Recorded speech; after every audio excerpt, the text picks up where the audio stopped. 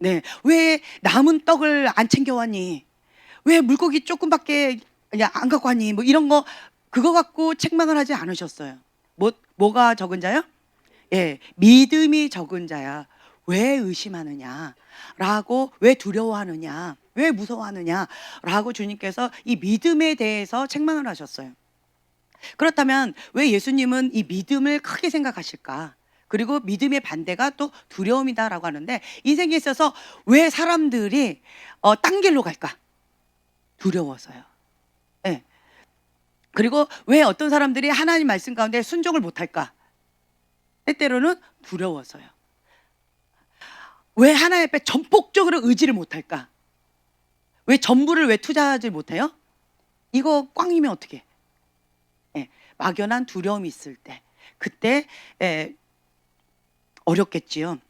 네, 이 두려움을 이기는 방법이 뭘까요? 라고 제가 여쭤봤어요. 그랬더니 본인의 경험담을 얘기해 주셨는데 첫째로는 오늘 오전에 박 목사님께서도 말씀하셨죠. 주께서 베푸신 은혜를 헤아려 보아라.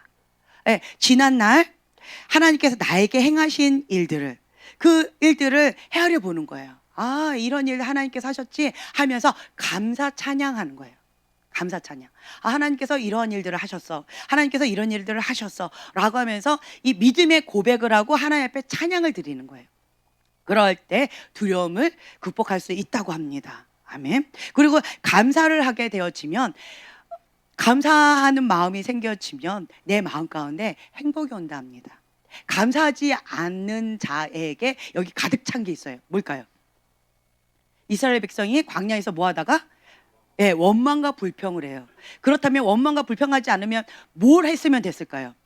예, 감사했으면 됐겠지요. 지난날에 하나님께서 나에게 베푸신 그 은혜 출애굽 시켜주셨고 10가지 재앙 가운데서 보호해 주셨고 그렇죠? 그리고 만나와 메추라기로 지켜주셨고 기타 등등 여러 가지로 주님께서 행하신 기적과 표적들 그런 것들로 인해서 하나님 감사합니다. 살아계신 하나님 나와 함께 하시는 하나님 감사합니다 라고 했으면 불평과 원망이 나오지 않았겠지요. 그렇죠? 그런데 이 감사하는 마음은 행복을 불러온다 합니다. 예, 감사를 많이 하는 사람들의 얼굴 표정을 한번 보세요. 감사하지 않는 사람들의 얼굴 표정을 한번 보세요. 자, 옆에 사람들 얼굴 서로를 한번 보세요. 감사를 많이 한 얼굴이에요. 감사를 하지 않는 얼굴이에요. 서로 앞뒤로 뒤로 보세요. 아이고 힘들어. 아, 인생 고달파. 이러면 얼굴이 어떻게 할까요? 인생은 살맛나. 아, 할렐루야 감사해. 라고 하면 벌써 웃음이 꽃피죠. 아이들 얼굴만 봐도 갑자기 얼굴들이 환해졌어요. 그렇죠?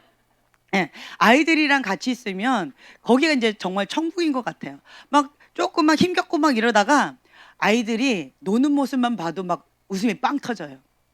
엉뚱한 말을 하고 그걸 심각하게 막 서로 간에 고민을 하고 막 이런 경우들 많이 있어요. 그리고 우리가 뭐 이렇게 뭐라고 얘기하면 본인들이 듣고 싶은 단어로 다 재해석을 해서 들어요. 네, 여기요 이렇게 하면은 요거트 먹으라고요? 뭐 이런 식으로 우리 아이들이 참 재미있게 들어요. 자기가 원하는 대로. 예. 그것처럼 아이들하고 같이 있으면 그냥 빵빵 터지면서 얼굴이 이제 젊어지는 것 같아요. 예. 이 감사하는 마음, 행복한 마음. 그리고 왜 아이들은 왜 감사하고 행복이 어른들보다 더 많을까요? 왜 웃음이 어른들보다 더 많을까요? 네? 기대하는 것이 많지 않아서. 할렐루야. 네, 또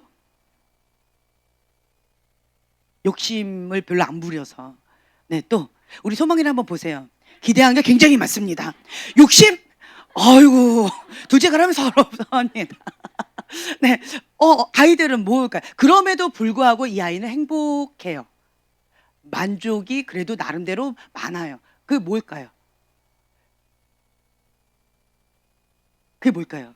돌아서면? 네. 빙고. 돌아서면 잊어버려요. 예, 막 화가 나서 돌아서 먹을 게 있어? 행복해요.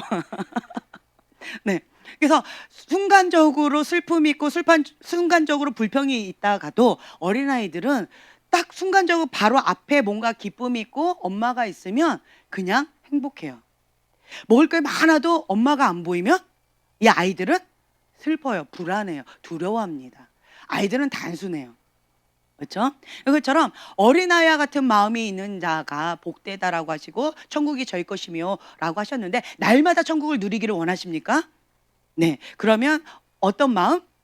어린아이와 같은 마음. 아이들은요 막 치고받고 싸워요. 뭐 사내 중내 하면서 다시는 안 보내 막 맨날 절교해요. 그리고 그 다음날 보면 네 너무너무 행복하게 막 놀아요. 언제 그랬냐고. 그러다가 끝날 쯤 되면 또 절교한대요. 그러다가 그 다음날 보면 안녕 친구야 라고 또 막 이렇게 같이 놀아요. 이게 어린아이예요. 그것처럼 이 마음 가운데 쓴뿌리 상처 용서하지 못하는 마음을 오래 두지 못해요. 어린아이들은요. 어른들은요. 애들끼리 서로 싸워요. 그러면 그거는 얼마 가지 않아서 금방 풀립니다. 냅두면 돼요. 애들 싸움에 누가 꼭 끼어들어요? 네, 어른. 그것도 누가? 엄마 아빠가. 다른 어른이 끼어들면 그래도 조금 괜찮아요. 근데 그 애 싸움에 엄마 아빠가 끼어들면 그 싸움 언제까지 갈까요? 왼수가 될 때까지. 그렇습니다. 경험해 보셨죠? 아이들은 금방 풀어져요. 그런데 거기에 꼭 엄마 아빠가 끼면 그 싸움은 오래 가요. 그리고 아이들이 엄마 아빠를 말려요. 엄마 나 괜찮아요. 아빠 나 이제 풀어졌어요. 그래도 아니야 내가 안 풀어졌어. 뭐 이러면서 로미오와 줄리엣 같이 이런 경우들이 참 많이 있어요. 그래서 여러분들의 마음을, 그러니까 천국을 날마다 누리고 싶다라고 한다면 이 망각의 은혜, 참 은혜로운 것 같아요. 제가 어릴 때부터 하나님 앞에 구했던 것 중에 한 가지가 망각의 은혜였어요. 하나님, 내가 용서를 하지 못하니까 잠을 못 자겠어요. 내가 용서를 하지 못하니까 막 화가 나서 화병 생기겠어요. 내가 용서를 하지 못하니까 내가 못 살겠어요. 저 사람은 나보고 안녕하고 웃는데 나는 화가 안 풀리니까 웃는 모습도 미워. 막 화가 더 나. 그래서 하나님 나 너무 힘들어요. 망각의 은혜를 주세요. 주님 망각의 은혜를 주세요. 주님 빨리 잊어버릴 수 있는 망각의 은혜를 주세요 라고 기도했더니 정말 그 기도를 하나님께서 들어주셨어요. 제가 아주 어릴 때부터 기도했던 것 같아요. 네. 그랬는데 망각의 은혜가 있다 보니까 화가 났던 것 같아요. 근데 왜 화가 났는지 이유는 기억이 안 나. 그래서 뭔가 화를 내려고 하는데 왜 화를 내야 되는지를 모르겠어. 그래가지고 그냥 이리 와 뭐 어떻게 네 하고 가게 되어져요. 그러니까 그러다 보니까 이 안에 쓴뿌리나 상처나 용서하지 못하는 마음이 오래 버텨요 못 버텨요? 못 버텨요. 그러다 보니까 이게 빨리 청소, 그냥 얇게 깔린 것들이 있으면 빨리빨리 청소하기가 참 쉽더라고요. 근데 묵은 때는 정말 아무리 열심히 닦아도 아무리 열심히 버려도 잘 버려지지도 않고요. 벗겨지지도 않고요. 이게 참 어려운 것 같아요. 그렇죠? 그런데 어른들의 마음 가운데 특히나 어르신들 마음 가운데 이게 너무 딱딱하게 굳어져 버리면 바뀌는 게 참 어려워요. 어르신들은. 그렇죠? 근데 어린 아이들은요. 그냥 획가닥 언제든지 그냥 뭐 빨간 옷 하나 보러 언제든지 색깔이 참 많이 쉽게 바뀝니다. 장점이자 단점인 것 같아요. 네. 근데 저희가 이 영적 전쟁에 나가는 데 있어서 여러분 누가 통치하기를 원하십니까? 누가 통치하기를 원하십니까? 그런데 지금 현재 누가 통치하고 계십니까? 여러분 원하는데 왜 현재는 왜 다를까요? 왜 그럴까요? 무엇 때문에 그럴까요? 왜 그렇죠? 제가 근심이 넘쳐서 누구를? 하나님을 믿지를 못해서. 왜 믿지를 못할까요? 불신, 두려움이에요. 불신, 깊은 이 뿌리 가운데는 두려움이 있는 거예요. 이 두려움. 아까 말씀드렸죠? 어떻게 될지 그 미래에 대해서 알지 못하기 때문에 두려운 거예요. 그리고 또 한 가지 뭔가 불길한 일이 터질까 봐, 내가 감당하지 못할 슬픈 일이 터질까 봐 두려운 거예요. 그러면 그것에 대해서 오버반응을 하고 있는 거예요. 그렇다면 내가 왜 이 반응에 대해서 오버 반응을 하고 있지? 그러면 과거로 돌아가시면 돼요. 과거에 어떤 사건이 있었어요. 그 과거에 그 어떤 사건 가운데 둘 중에 하나, 내가 감당하지 못하는 어떤 폭탄이 뻥 하고 터졌다든가, 아니면 어떤 길을 몰라서 굉장히 시행착오를 심하게 해서 어려움을 겪었다든가, 뭐 이런 일이 과거에 있었을 거예요. 그렇죠? 그렇다면 지금 아무리 애쓰고 힘쓴다 할지라도 참 잘 안 돼요. 그러면 그 과거 이면으로 가셔야 돼요. 그 어릴 때의 그 사건으로 가셔서 주님 앞에 정직하게 이거를 갖다 드리셔야 돼요. 어떤 분이 이제 성경 공부하면서 제가 느꼈던데, 그 어떤 목사님께서 이러시는 거예요. 나는 방위 나서 방위 뭐 이러면서, 방위는 말이야 뭐 막 군대에 대해서 내가 이렇게 막 얘기하지만 나는 방위야 라고 하면서 뭐라고 막 얘기하시는데, 저는 그 담대함, 그 자신만만함, 그거 보고 되게 멋있는 거예요. 왜냐하면 남자들은 이게 누가 그러시더라고요. 방위 나오면 개인이 주눅 든대요. 나는 특전사야, 해병대는 뭐 이러면서 본인이 뭐 특공대 아니면 뭐예요, 방구사님 수색대 뭐 이런 거 있잖아요. 그런 거 나온 사람들 군대 얘기 많이 합니다. 많이 얘기해요. 그런데 그렇지 않은 사람들, 아니면 면제, 그렇죠? 신의 아들 면제라고 한다든가 방위라든가 뭐 기타 등등 이런 거는 말을 잘 안 해요. 근데 그분은 나는 방위야라고 아주 자신만만하게 하시는 모습 보고 제가 와 했어요. 그래서 제가 여쭤봤어요. 성경 공부 시간에 그 성경 말씀을 여쭤본 게 아니고 끝나는 시간에 가서, 목사님 왜 방이 나오셨어요? 라고 여쭤봤어요. 그 자신감이 어디서 나왔는지 궁금했어요. 왜냐하면 사람은 수치심이 있어요. 수치심이 있기 때문에 자기의 가리고 싶은 부분, 그래서 이 부분이 암덩어리처럼 썩는 거예요. 썩으니까 골 맞는데도 계속 가리다 보니까 여기는 뭐예요? 이렇게 부패한 거예요. 회칠한 무덤처럼 겉은 계속 포장을 하고 있는데 속은 썩은 거예요. 그러다 보니까 나도 모르게 가면을 자꾸 쓰게 되어져요. 이게 상처 많은 사람들의 본능이에요. 그런데 이분은 나는 방이 나왔어라고 하면서 자기 수치심을 딱 드러내셨어요. 그건 뭐예요? 이제 더 이상 이것이 나의 수치심이라는 거예요? 아니면 나한테 그 어떤 영향도 없다라는 거예요? 예, 영향도 없다라는 거예요. 그 모습을 보면서 제 머리 가운데 여러 가지가 막 교차했어요. 많은 사람들이 주님 앞에 나가는 데 있어서 수치심, 두려움, 상처, 쓴뿌리 이런 것 때문에 하나님의 말씀에 복종이 안 되는 거예요. 그런데 나의 수치심이다, 나의 아픔이다 라고 하는 그런 것들을, 주님 내 아픔이 여기 있습니다, 주님 치유해 주세요, 나의 연약함이 여기 있습니다, 주님 도와주세요 라고 주님 앞에 이것을, 이 환부를 드러낼 때 더 이상 그것은 상처가 아니에요.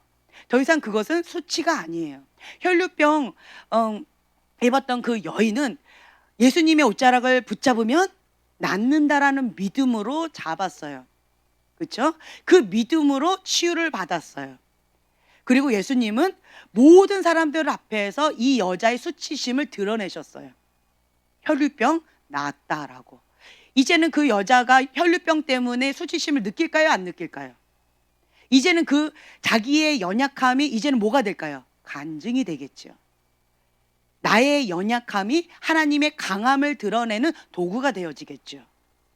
네, 이런 것들을 제가 보면서 그 목사님이 굉장히 멋있게 보여줬어요. 왜냐하면 저는 수치심이 참 많았던 사람이라서 가리기에 참 바빴었어요. 이것도 수치야 저것도 수치야 라고 하면서 막 가리는데 너무너무 바빴어요. 그 중에 한 가지가 엄마 아빠에 대한 상처였단 말이에요. 그거를 30년 넘게 저는 수치심 때문에 이거를 알리면 안 돼 하고 꿀먹은 벙어리처럼 항상 가면을 쓰고 다니다 보니까 웃음을 잃어버렸어요. 감정도 잃어버렸어요. 그러면서 내 인생의 반 이상을 정말 죽은 인간처럼 살아왔어요. 과거에 묶여서 살아왔었어요. 그런데 그 목사님은 나의 수치는 이런 거야 라고 드러내면서 당당하게 하시면서 많은 사람들을 자유케 하는, 진리가 너희를 자유케 하리라 라고 하시는 것처럼 내 안에 있던 어떤 묶인 거, 수치감 이런 것들이 자유케 되어지는, 그 순간적으로 그런 걸 좀 제가 느꼈어요. 아, 이것이 진리가 너희를 자유케 하리라 라고 하는 말씀의 어떤 것이구나 라고 하는 것을 제가 좀 느끼면서, 아, 우리가 하나님 앞에 어린아이 같이 정직한다면, 수술대 위에 우리가 올라간다면, 의사 선생님 대신 예수님께 나를 그냥 있는 모습 그대로 그냥 올려드린다면, 그러면 주님께서 알아서 수술해 주시고 알아서 치유해 주시겠죠. 나를 그냥 맡겨드리는 거예요. 내가 하는 건 뭐예요? 하나님, 나 여기도 아프고 저기도 아프고 내 병명은 뭐고요? 이런 거 필요해요? 예수님 앞에 필요하지 않아요. 예수님은 근데 그 얘기를 스탑, 그만 얘기해, 나 수술할 거야, 이렇게 하지 않으세요. 예수님은 기다려주세요. 아, 그래? 그렇구나? 그래. 그런데 엉뚱한 소리를 하고 있어요, 아이가. 그렇죠? 그럼에도 불구하고 그냥 들어주셔요. 이제 수술해도 될까? 주님 말씀했어요.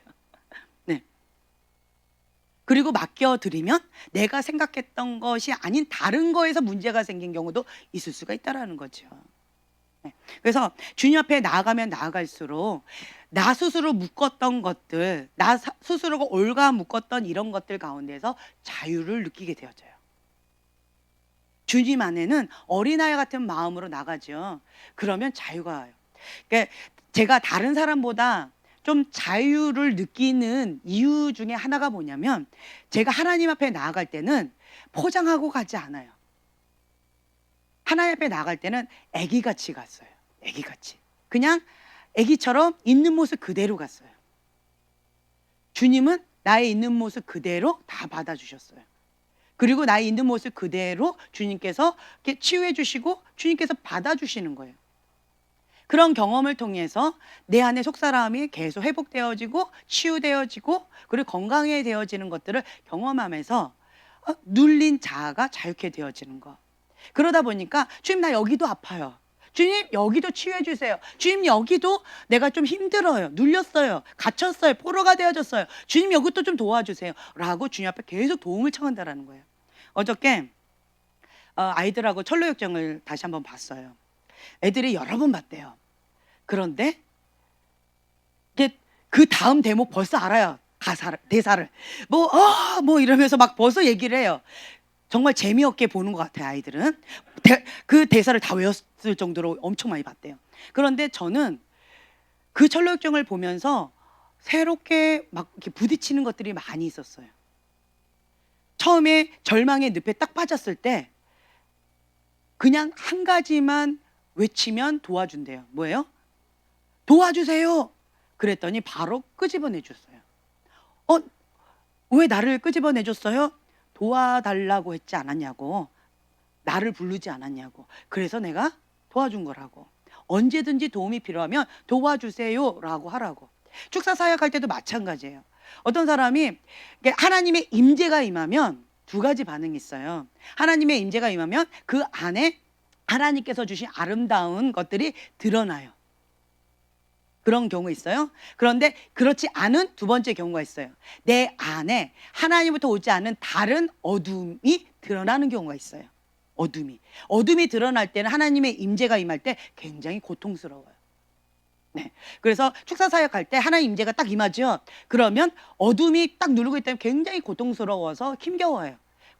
이제 제가 많은 사람을 해보지 않았지만 그 공통 분모 중에 하나가 눈이 이렇게 뒤집히더라고요. 그리고 잡혀버려요. 그리고는 몸을 못 가누어요. 예. 그런데 공통점이 하나가 입은 살았더라고요.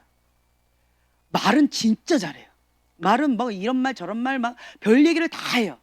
그리고 점치는 영이 들어간 사람은 그 사람 안에 있는 점까지 다 봐요. 막 너가 이런 죄 졌잖아, 너는 이렇잖아, 막 그거 하기도 바빠요. 막 이렇게. 그런 사람들도 있어요. 그런데 예수님 도와주세요. 예수님 도와주세요. 예수님 살려주세요. 예수님 도와주세요 라고 하라고 얘기하면 그것만 못해요. 제가 그때 말씀드렸죠. 이러면서 예수님 도와주세요라는 이 한 문장을 하는데 30분이 걸렸어요. 제가 신기해서 시간을 재봤어요. 그랬더니 예수님 도와주세요 하는데 30분이 걸리더라고요. 그리고는 요 했더니 그때 팍 하고 자유가 왔어요. 그리고 정상적으로 몸을 이렇게 회복되어졌어요. 근데 안타까운 것은 그 안에 근본적인 원인을 제거하는 작업은 들어가지 않았기 때문에 일시적으로 그냥 좀 잘게 되어진 것 뿐이에요. 일시적으로. 그런데 다시 어둠이 또 괴롭히면 쓰레기가 있으니까 다시 오겠지요. 네. 이런 경우를 보면서 예수님 도와주세요라고 그 말 한마디에 정말 예수님이 도와주신다라는 거예요. 그거 보고 참 신기했어요. 또 신기한 거 있어요. 예수님의 이름으로 떠나가! 대적 기도하지요. 그러면 떠나가요. 정말 신기해요. 근데 누구는 명했을 때 듣는데 누구는 안 들어요. 왜 그럴까요? 야고보서 4장 7절 말씀 뭐예요? 하나님께 순복하라. 하나님께 먼저 순복을 해야 돼요. 누가? 내가 하나님의 통치를 받아야 돼요. 내가 하나님의 통치를 받아서 하나님께 순복해야 돼요. 나의 주인이 누구예요? 하나님이신 거예요. 하나님의 종인 거예요. 하나님의 사람인 거예요. 하나님 통치를 받는 하나님의 사람인 거예요. 그리고 나서 마귀를 대적하는 거예요. 누구의 이름으로? 예수님의 이름으로. 그러면 피한다라는 거예요. 이게 영적인 원리예요. 심플합니다. 진리는요 정말 단순해요. 나는 바울도 안 돼. 너는 누구냐? 이렇게 달려들 수도 있다라는 거죠. 네. 그렇기 때문에 내가 먼저 하나님 앞에 하나님과 관계 속에서 막힌 게 없어야 돼요. 자, 영적 전쟁을 하려면 나의 주인이 누군지를 분명히 알아야 돼요. 정체성. 나는 누구인가? 내가 누군지를 알아야 돼요. 이걸 먼저 아셔야 되는데, 자, 여기 그 전에 보면 내가 하나님과 나 사이에 뭔가 막힌 게 없어야 된다라고 제가 말씀을 계속 드리는데 막힌 게 너무 많아요. 그렇죠? 치유축사를 하다 보면 그 안에 아픔이 정말 많아요. 쓴뿌리 상처가 많아요. 돌짝밭, 가시덤불밭, 그렇죠? 길가밭 너무 많아요. 너무 아파요. 힘겨워요. 그것이 사실일까요? 거짓일까요? 다 사실이에요. 그렇죠? 저 사람이 나쁜 거 사실일까요? 거짓일까요? 사실이에요. 그렇죠? 그건 다 사실이에요. 그런데 아이들 한번 보세요. 아이들이 엄마 아빠한테 쪼르륵 와요. 그리고 무슨 얘기해요? 일러요. 자기 거는 얘기 안 해요. 우리 아이들이 와서 꼭 하는 얘기가 있어요. 막 얘기해요. 누구 거를. 남의 거를. 막 얘기해요. 막 얘기해요. 그리고 자기 건 얘기할까요? 안 할까요? 야, 그 사람이 너 가만히 있는데 너를 때렸어? 미친 사람 아니야? 가만히 있는데 갑자기 옆에 사람을 때려요? 아니죠. 뭔가 사건이 있었을 거 아니에요. 그 전에. 그거는 얘기하지 않는다라는 거예요. 우리 애들만 그런 줄 알았어요. 그런데 남의 집 아이도 그렇더라고요. 그죠? 네, 남의 집 아이도 그렇더라고요. 그래서 우리 아이들이 꼭 그 얘기해요. 누구는요 꼭 자기가 당한 것만 얘기하고요 자기가 더 한 거는 얘기를 안 해요. 억울해요 뭐 이래요. 개찐 도찐이네 뭐 제가 많이 이렇게 얘기를 하는데, 그것처럼 내 안에 상처가 많고 막 아픔이 많은 거 사실이죠. 내 안에 많은 것도 사실인데 내가 잘못한 것도 사실이겠죠. 그렇죠? 그런데 내가 아프면 남의 아픔이 보여요? 남의 입장이 배려가 되어져요? 안 되지요. 우선 내가 아파. 우선 내가 힘들어. 우선 내가 고통을 받았어. 내가 불의한 권위자한테 아픔을 당했어. 그렇죠? 한 맺혔어. 이것밖에 안 보여요. 상처가 많은 사람은요 시야가 좁아요. 누구만 보여요? 나만 보여요. 그래서 자기 연민에 빠져버려요.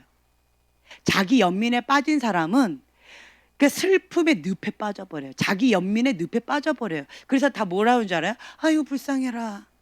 아이고 안 됐네.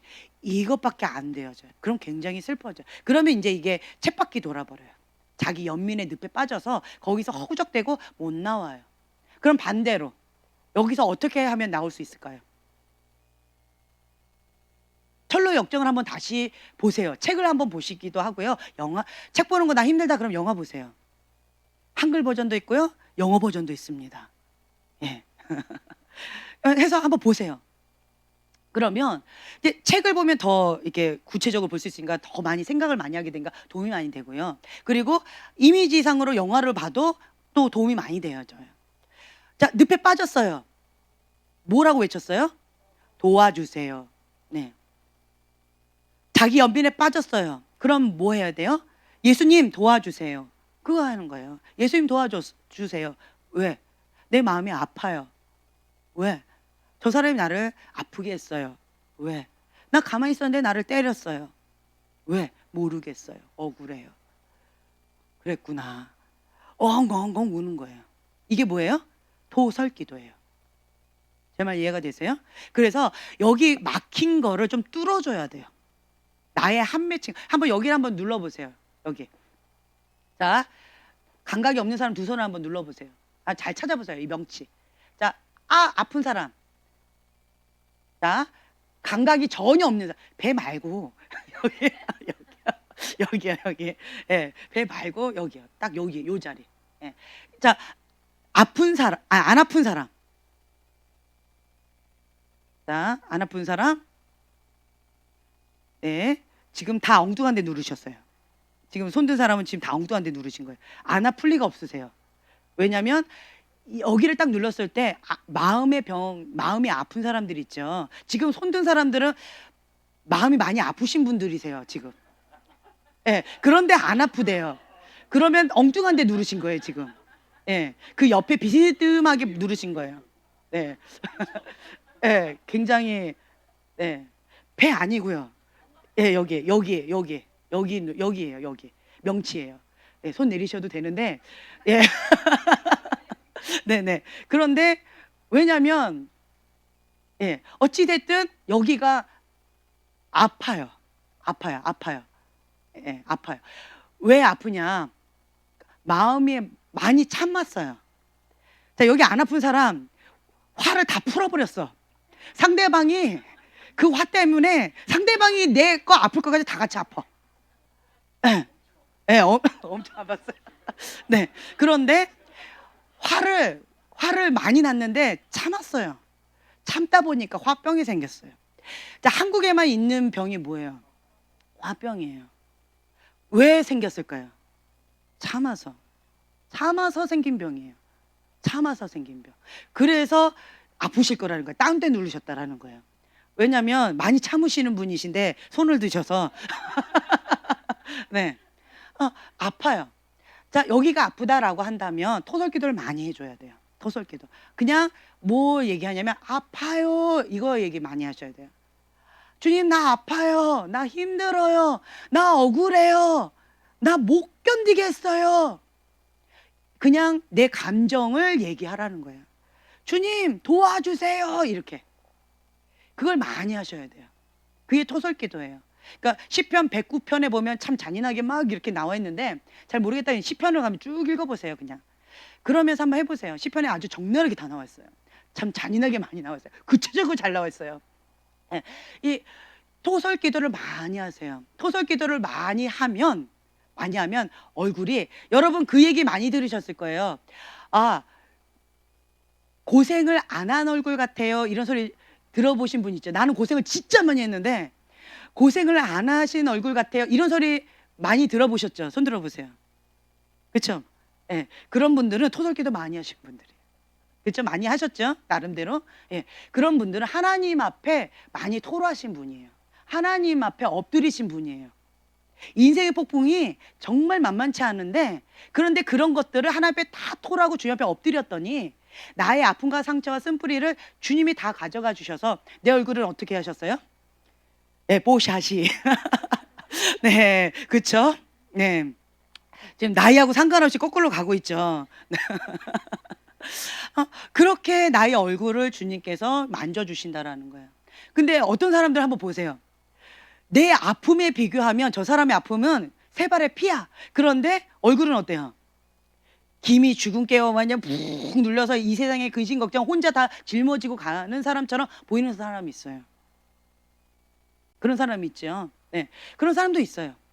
그런 사람들은 뭐예요? 뭘 못했다는 거예요? 예, 하나님 앞에 토로하지 못했다라는 거예요. 하나님 앞에 기도를 더 많이 하셔야 된다는 얘기예요. 예, 주님 앞에 많이 토로를 하세요. 첫 번째로 하나님 앞에 토로를 많이 하셔요. 정직한 기도, 어린아이와 같은 기도. 꼭 이런 게 있어요. 성인 아이로 자란 분들은 아, 괜찮아요. 그거는 주님의 은혜로 제가 다 견뎌야 되는 거지요. 자기 십자가인데 그거 갖고 아프다고 하면 되겠어요? 이렇게 얘기하는 사람이 있어요. 그건 무슨 병이에요? 성인 아이병. 네, 성인 아이병이에요. 아니에요. 그거는 아니에요. 그거는 하나님 앞에 그런 태도로 나가면 안 돼요. 하나님 앞에는 완전히 저 애기처럼 가야 돼. 하늘이나 막 애기 있죠, 애기들. 그런 애기처럼 반응을 하셔야 돼요. 애기들은 어떻게 해요? 예, 요일이처럼 반응하면 딱 좋아요. 예, 자기가 꿍 하고 자기가 부딪혔는데 상대방이 울어야 되거든요. 근데 자기가 아프다고 울고 가요. 그리고 엄마한테 그래요. 엄마 아파요. 저기가 그랬어요. 이렇게 이러더라고요. 제가 그걸 목격해가지고 봤어요. 그러니까 이렇게 반응하셔야 돼요. 하나님 앞에. 하나님 앞에 그냥 이렇게 반응하시는 게 어린아이 같은 반응이에요. 이렇게 많이 하셔요. 아셨죠? 그게 토설기도예요. 그게 토설기도예요. 그렇게 토설기도를 많이 하시고 그 다음에 우리가 해야 될 게 뭐냐면, 자, 토설기도를 많이 하면 마지막에 뭐가 나온다? 예, 회개기도가 나와요. 자, 토설기도를 많이 남을 막 욕했어요. 저 사람이 나를 아프게 했고요. 어떻게 했고요. 저떻게 했고요. 왜 나를 이렇게 만드셨어요. 저 사람이 저렇게 한 거지요. 막 이렇게 막 했어요. 자, 그렇게 하고 나면 실컷 욕했어요. 그러면 뭔가 다 올라와요. 나도 잘못했는데. 예, 하나님 앞에 죄송한 마음이 들고, 그리고 저 사람의 얼굴을 보면 괜히 미안한 마음이 이렇게 드는 거예요. 그러면 회개의 기도가 나와요. 이게 바른 토설기도예요. 토설기도를 막 했는데 억울함이 올라와. 그건 뭐예요? 자기 연민의 기도예요. 토설기도하고 자기 연민의 기도하고 달라요. 제 말 이해가 되세요? 네, 자기 연민의 기도는 하면 할수록 뭐예요? 늪이에요. 늪이에요. 토설기도는요, 하면 할수록 자기 안에 있는 더러운 쓰레기를 다 버리기 때문에 가벼워져요. 그리고 얼굴이 뽀샤시해져요. 이게 토설기도예요. 자기 연민의 기도는요, 늪에서 계속 하는 거예요. 허적돼요. 계속 눌려요. 억울해요. 분해요. 그리고 눌려서 기도가 안 돼요. 그것이 자기 연민의 기도예요. 제 말 이해가 되시죠? 그 차이가 있어요.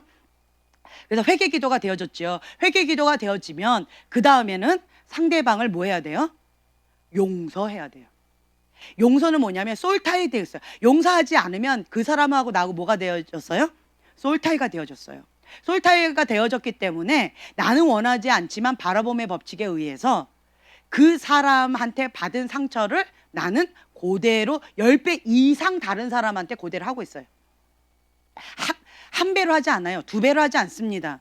10배 이상 해요. 어떤 경우는 30배, 100배, 1000배도 할 수 있어요. 그래서 나는 저 사람한테 저런 상처를 받았어요 라고 한다면 나는 그 받은 상처를 다른 사람한테 그렇게 하고 있다라고 그냥 인정하세요. 누구만 모른다고요? 자기만 모르고 있는 거예요. 그래서 지혜로운 자는요, 상처를 될 수 있으면 안 받으려고 그래요. 왜요? 내가 저 사람한테 상처받았어요. 예를 들어서 나는 저 사람한테 말로 해서 상처받았어요. 저 사람 나를 폭행했어요. 저 사람이 나한테 어떤 상처를 줬어요. 라고 상처가 많은 사람 있지요. 그런 사람은 지금 현재 그 상처를 가지고 다른 사람한테 다다다다다다다다 따발총을 쏘고 있다라고 하는 거예요. 메타인지가 안 되는 거예요, 그걸. 그렇기 때문에 이 원리를 아는 사람은 상처를 뭐해요? 거부해요. 내가 한 번 받았는데 상처가 너무 아팠단 말이에요. 아파서 상처가 된 거예요. 그렇죠? 그런데 그 상처를 나는 10배 이상 30배, 100배로 다른 사람한테 주고 있는 거예요. 그게 내가 인지를 못하는 순간으로 하고 있다는 거예요. 그건 뭐예요? 인격화 됐다는 거예요. 습관화 되어졌다는 거예요. 무의식 세계 속에서 내가 그렇게 상처를 주고 있다고 하는 거예요. 누구만 모른다? 나만 모른다. 메타인지가 안 될 뿐이라는 거예요. 이거를 알기 때문에 처음부터 상처를 거부하는 거예요. 뭐 때문에? 내가 그 상처의 통로가 되고 싶지 않아서, 그 저주의 통로가 되고 싶지 않아서 상처 자체를 거부하는 거예요. 제 말 이해가 되세요? 이걸 거부하려면 뭐를 빨리 하면 돼요? 용서하는 거예요. 왜 왜 나하고 여기가 연결돼서 내가 왜 이 사람보다 더 많이 상처를 주고 있어요? 뭐가 되어져서?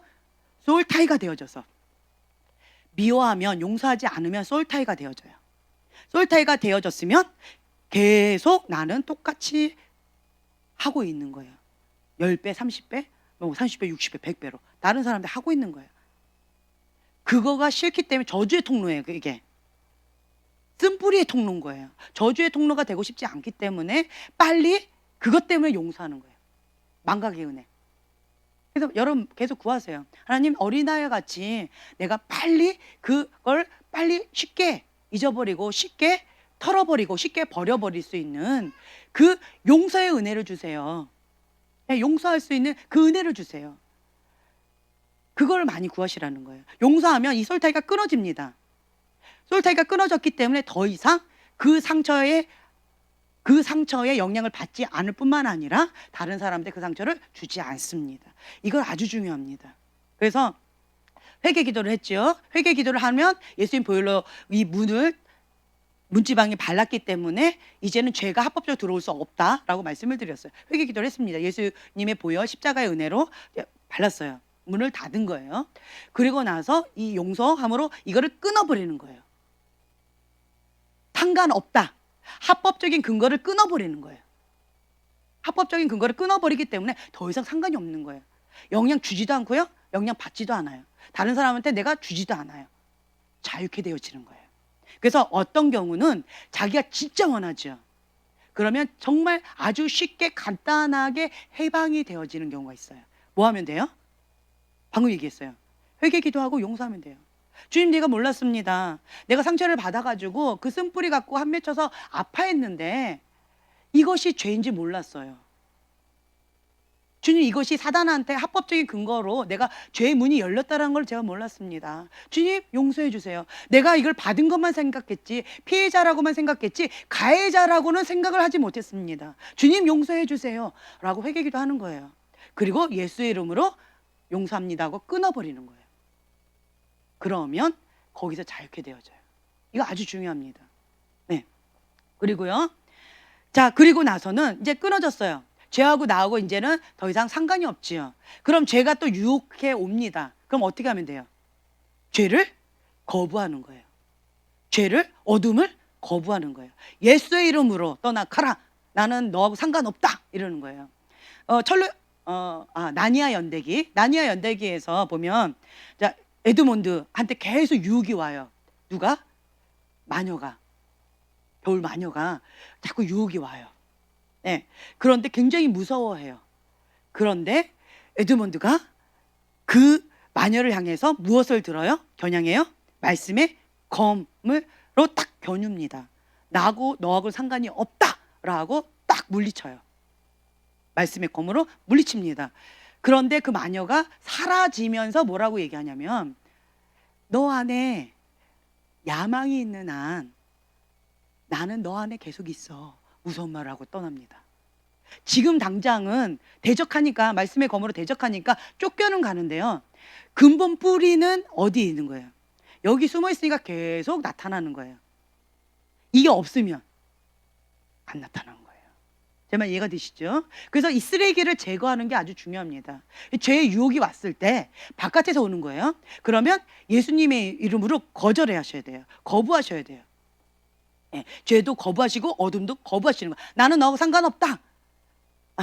거부하셔야 돼요. 계속 거절하셔야 돼요. 그래서 이 거부하는 습관을 들이시고, 그리고 좋은 습관을 들이셔야 돼요. 좋은 습관을 계속 들이시는 거예요. 그리고 네 번째로는요, 대적하라. 예수님의 이름으로 떠나가라 하고 대적기도 하시면 되고요. 그리고 다섯 번째는 무엇을 하느냐라고 한다면 예수님을 초청하는 거예요. 예수님, 나와 함께 오세요. 내 옆에 계셔주세요. 두려움이 있어요. 두려움이 있는데 두려움의 반대는 아까 믿음이라고 그랬죠.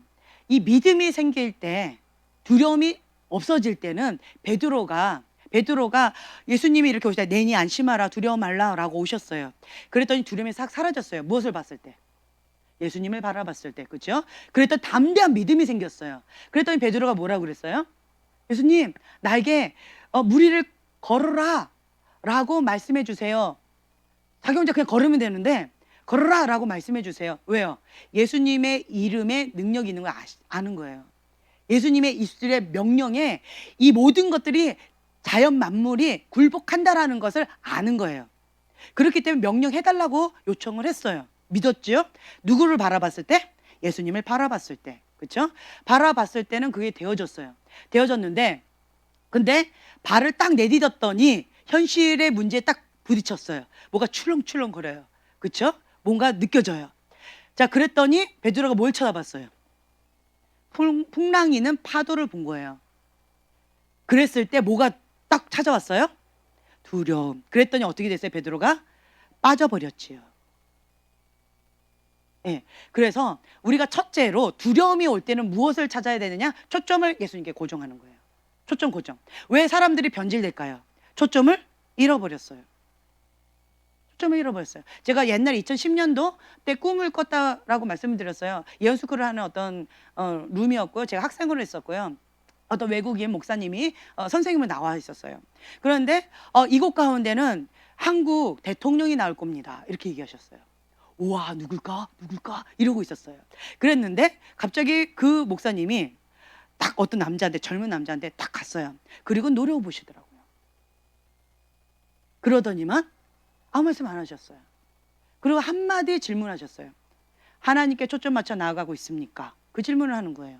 그랬더니 이 청년이 어이없다는 듯이 당연하지요. 네, 이랬어요. 그랬더니 그 목사님이 노려봤어요. 눈물 글썽글썽 거리면서 노려봤어요. 그리고는 한참을 노려보다가 다시 앞으로 가시더라고요. 나중에 그 젊은 사람이 대통령이 됐어요. 한국 대통령이 됐어요. 할렐루야. 꿈 얘기하는 거예요. 꿈에서 대통령이 됐어요. 그랬는데 이 대통령이 되자 사울왕처럼 마음이 바뀌어버렸어요. 무엇을 놓쳐서? 예, 하나님께 초점 맞춰 나아가고 있던 이 초점을 놓쳐버렸어요. 그랬더니 백성들을 하나님의 뜻대로 다스리는 것이 아니라, 하나님의 통치를 받을 수 있도록 다스리는 것이 아니라 자기 왕국, 자기가 꽉 쥐는 거예요. 자기가 막 하는 거예요. 그러니까 백성들이 막 못 살겠다고 고통스러워하는 그런 장면의 꿈을 꿨었어요. 그래서 그때 제가 충격을 받으면서 하나님께 초점 맞춰 나아가고 있습니까? 라고 하는 그 질문이 굉장히 중요한 질문이구나. 그리고 초점을 잃어버리면 그 누구도 변질될 수 있구나. 그 누구도 사울 왕처럼 변할 수 있구나 라고 하는 것을 제가 그때 깨달았었어요. 그래서 하나님께 초점 맞춘 거. 베드로처럼, 베드로도 처음에 예수님께 초점을 맞췄죠. 담대한 믿음이 있었어요. 그런데 초점을 놓쳐서 파도를 봤을 때는 두려움에 빠져서 빠져들어간다는 거죠. 그리고 예수님께서 베드로에게 말씀하시죠. 무엇을 또 책망하세요? 왜 믿음이 없느냐. 주님께서 책망을 하시죠. 네. 지금 현재 아직 강의안도 들어가지 않았어요. 강의안 들어가기 전에 기본적으로 베이직을 깔아야 되는 거, 이때까지 배웠던 거를 총정리하고 있는 시간이에요. 네. 네, 좋아요. 자, 그래서 이 하나님께 초점 맞추는 거, 이거 아주 중요하다라는 거. 그리고 이제 두 번째, 이 믿음, 두려움의 반대는 믿음이라고 했는데, 그러면 무엇은 두려움을 내어 쫓는데요. 온전한 사랑. 예, 하나님은 사랑이시다. 하나님은 사랑 자체십니다. 그 하나님 사랑 자체가 온전한 사랑이신데 그 온전한 사랑이 두려움을 내어 쫓는다 합니다. 반대로요. 내 안에 두려움이 있다, 막연한 두려움이 있다라고 한다는 것은요. 그 진리의 사랑, 하나님의 사랑을, 십자가의 사랑을 받아들이지 못하는 거예요.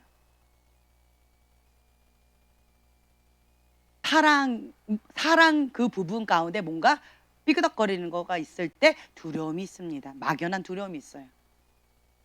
이런 이유 저런 이유 때문에 두렵다라고 하지만 근본적인 뿌리로 간다면요. 온전한 사랑, 진리의 사랑, 하나님의 사랑을 받아들이지 못하는 거예요. 그 하나님의 사랑을 받아들이지 못하면 뭐가 생기느냐? 미워요. 싫어요. 얄미워요. 그거가 내 안에 있어요. 그러면 두려움이 자리 잡게 되어집니다. 세 번째로는요. 여호수아 1장 7절에서 이제 9절 말씀 보면은요. 하나님의 약속의 말씀을 기억하라. 하나님의 약속의 말씀을 기억할 때요, 담대하게 되어져요.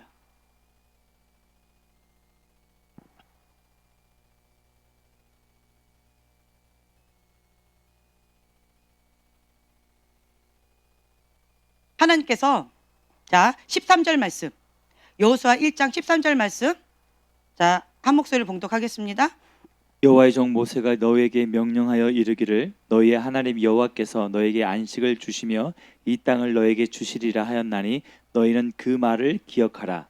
아멘. 그리고 7절부터 9절 말씀. 오직 강하고 극히 담대하여 나의 종 모세가 내게 명령한 그 율법을 다 지켜 행하고 우로나 좌로나 치우치지 말라. 그리하면 어디로 가든지 형통하리니 이 율법책을 내 입에서 떠나지 말게 하며 주야로 그것을 묵상하여 그 안에 기록된 대로 다 지켜 행하라. 그리하면 내 길이 평탄하게 될 것이며 내가 형통하리라. 내가 내게 명령한 것이 아니냐? 강하고 담대하라. 두려워하지 말며 놀라지 말라. 내가 어디로 가든지 내 하나님 여호와가 너와 함께 하느니라 하시니라. 네, 아멘. 자, 보면요, 주님께서 나와 함께 하신다라는 그 사실 때문에 담대할 수 있어요. 믿음이 생깁니다. 그렇죠? 그리고 하나님께서 약속하신 말씀이 있어요. 그 땅을 너에게 주겠다라고 약속하셨어요. 그렇기 때문에 그 약속의 말씀을 기억할 때 담대한 믿음이 생겨집니다. 아, 저건 내 밥이야. 하나님께서 약속하셨어. 내 거야, 저거는. 내 거야 라고 믿을 때 나는 어떠한 반응하게 돼요? 내 겁니다 라고 담대하게 나갈 수 있겠지요. 그렇죠? 그것처럼 하나님의 약속의 말씀을 내가 기억할 때, 지난 날에 하나님께서 나에게 행하신 일들을 기억하고 하나님께서 나에게 약속하신 약속의 말씀을 내가 기억할 때 담대한 믿음이 생깁니다. 두려움이 사라지게 되어집니다. 하나님이 하실 것이다. 그렇게 되어진다라는 거예요.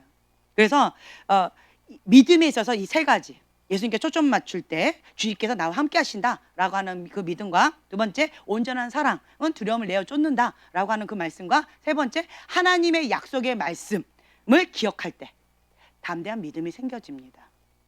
아멘. 네. 자, 두려움을 이기는 방법, 좀 아까 그거 하다가 지금 이렇게 계속 가고 있는데요. 믿음과 두려움은 반대말이라 아까 말씀드렸어요. 그렇죠? 이 두려움을 내어 쫓는 건 이 믿음을 강화시키는 요거를 하시면 되어지고요. 또 이제 또 두려움을 이기는 방법 중에 그 목사님이 경험담을 두 가지를 말씀해 주셨어요. 첫 번째는 아까 말씀드린 것처럼 주께서 베푸신 은혜를, 지난 날에 하나님께서 나에게 베푸신 은혜를 기억할 때, 아, 하나님 나에게 이렇게 하셨지. 하나님은 이런 하나님이야. 신실한 하나님을 믿을 때, 기억할 때 감사가 나오면서 감사 찬양이 나오는 거예요. 그래서 찬양을 많이 하라고 그래요. 감사 찬양을 많이 하게 돼. 아, 하나님 나한테 이 베푸신 은혜가 이랬지. 그래, 하나님은 신실하신 하나님이셨지. 내가 악을 골짜기를 지나갈 때도 주님은 나하고 함께 하셨지. 이런 어려운 가운데서도 주님께서는 반드시 하나님께서 이루셨지 라고 하는 그 감사의 고백이 나온다라는 거예요. 그래서 하나님을 계속 찬양하는 거예요. 네, 첫 번째 방법은 이거고요. 두 번째 방법은 무엇이냐라고 했을 때, 그리스도인의 교제, 믿음의 선배와 신앙의 대화, 네, 그 문제에 있어서 효과적으로 이긴 신앙의 선배를 통해서 이렇게 잠언을 구한 거예요. 그러니까 대화를 하는 거죠. 네, 대화를 하는 거예요. 그래서 내가 이런 두려움이 있었어요, 이런 아픔이 있었어요 하고 누군가하고 대화를 하는 거예요. 그래서 그랬을 때 임금님 귀는 당나귀 했던 나의 한 맺혀 나왔던 아픔들을 누군가에게 얘기할 수 있다라는 것만으로도 참 많이 위로가 되어져요. 아, 내 안에 이런 두려움이 나만 있는 게 아니구나. 내 안에 이 아픔이 나만 갖고 있는 게 아니구나. 이 고통이 나만 있는 게 아니구나.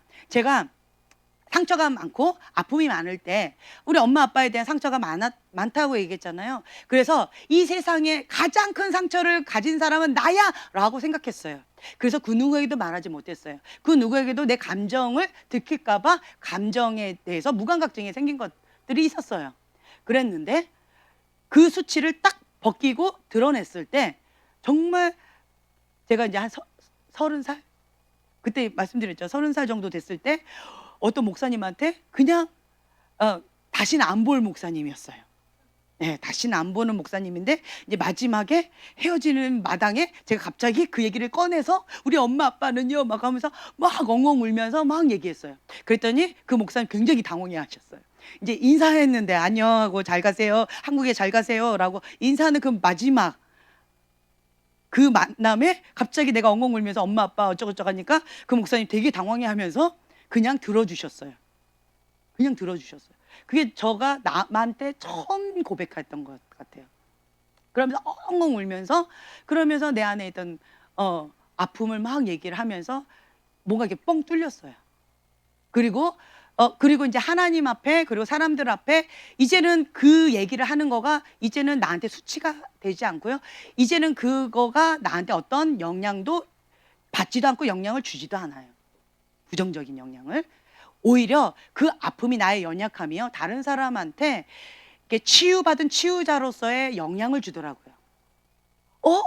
목사님도 그런 아픔이 있었어요? 목사님은 전혀 아플 것 같지 않았는데요. 그러면서 굉장히 큰 위로를 받았다라고 하는 얘기를 많이 들었어요. 그냥 나는 나의 아픔을 그냥 얘기했을 뿐이었는데 사람들의 반응은 굉장히 위로를 받았대요. 그럼에도 불구하고 그 아픔의 늪에서 실패의 늪에서 고통의 늪에서 빠져나와서 하나님의 방법대로 그렇게 승리해 나가는 그 모습 그 자체가 굉장히 큰 힘이 되고 격려가 되어진다는 거예요. 신앙의 선배로서 되게 도움이 된대요. 아, 나도 할 수 있겠구나 라고 도전이 됐대요. 그렇게 되어지더라고요. 나의 약함이 하나님의 강함을 드러내는 그런 기회가 되어졌어요.